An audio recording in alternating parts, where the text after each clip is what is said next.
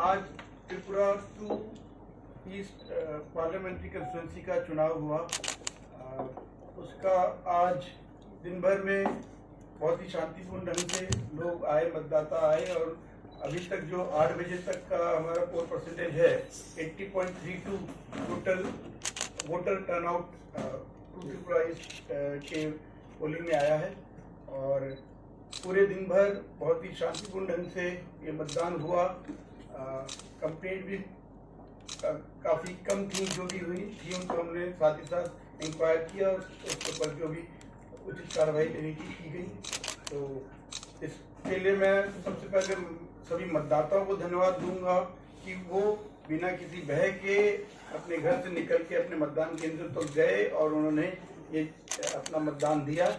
Tripura 1 waste का जब चुनाव हुआ था 19 अप्रैल को, तब भी शांतिपूर्ण ढंग से चुनाव हुए थे। आज भी उसी प्रक्रिया को जारी रखते हुए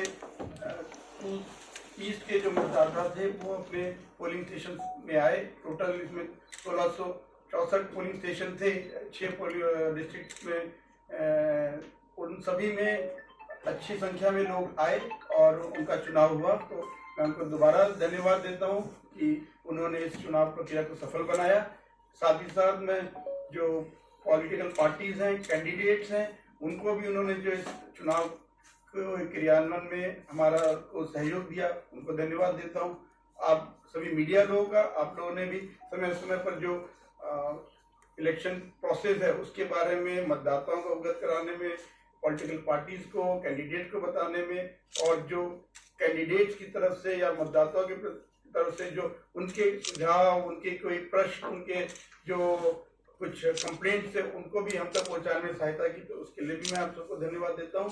और ये पूरी प्रक्रिया जो 16 मार्च को आरंभ हुई थी इलेक्शन कमीशन के चुनाव के अनाउंसमेंट के साथ, उसमें जो पोलिंग प्रोसेस है हमारी, पोल जो 2 फेज में होना था, फेज 1 फेज 2, उसको हम लोगों ने काफी सुचारू रूप से कंप्लीट किया है।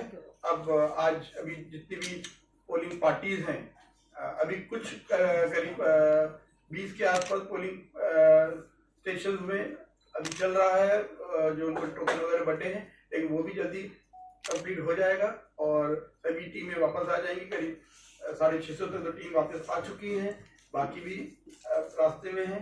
और इस तरीके से रात में सारे स्ट्रॉन्ग रूम्स में ईवीएम्स आके उनको सील कर दिया जाएगा और कल स्क्रूटनी होगी, जिसके बाद ये सारे ईवीएम्स जो पोलिंग परसेंटेज है वो कल जब सारे पेपर्स आ जाएंगे वो फाइनल हमें कल मिल जाएगा।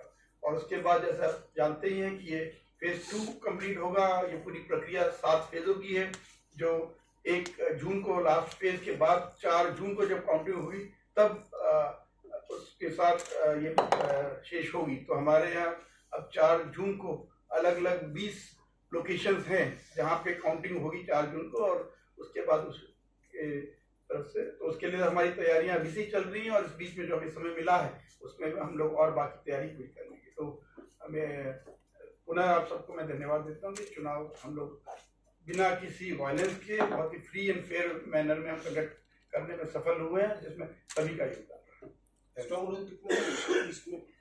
ये आपके टोटल हम बता रहे हैं कि 20 है पूरे स्टेट में, तो उसको अलग करके देखेंगे तो करीब आपके कह सकते हैं, हाँ, टोटल दोनों का मिला के strong room first and second, क्योंकि काउंटिंग तो एक ही साथ होगा।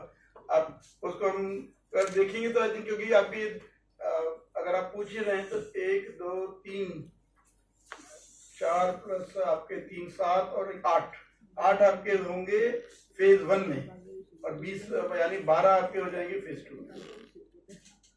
जो पेट्रोलिंग वो नहीं दिखा बहुत सी जगहों पर, ये मीडिया रिपोर्ट है, तो इसके बारे में क्या कहना है। और एक दूसरा क्वेश्चन है, वेस्ट बंगाल में जैसे कमीशन के लोग वोटर के घर पे जाके उनको लेके आते हैं, उनको कॉन्फिडेंस देने के लिए, ऐसा कुछ यहाँ त्रिपुरा में नहीं हुआ।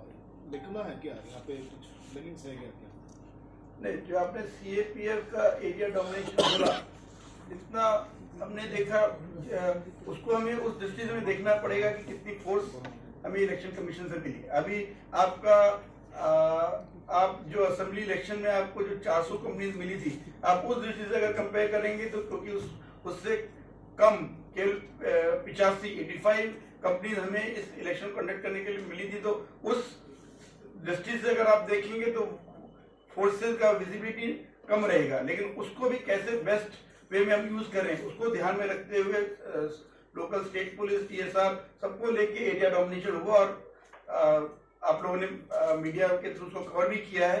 इसका काफी अच्छा असर रहा है। और जो आप दूसरा बोल रहे हैं कि वोटर्स तक पहुंचने के लिए तो आप सभी जानते हैं बीएलओ का सिस्टम रहता है जो हर मतदाता के साथ परिचय बना के रखता है। उनकी जो भी डे टू डे उसमें चेंजेस आते हैं उनके घर में, उन डिटेल्स में वो देखते हैं और वोटर इंफॉर्मेशन स्लिप के द्वारा वो उनको सारे तथ्य देता है।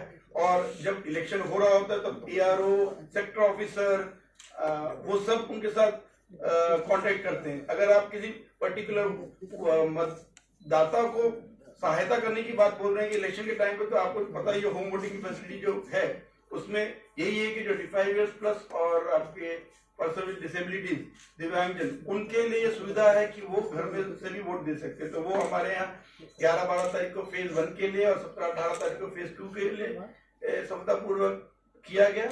इसके अलावा भी अगर किसी दिव्यांगजन को पोलिंग स्टेशन तक आने के लिए कोई सहायता चाहिए होती तो वो सक्षम ऐप में बीएलओ के थ्रू उसको बोल सकते हैं और उस हिसाब से उनको सहायता दी जाती है।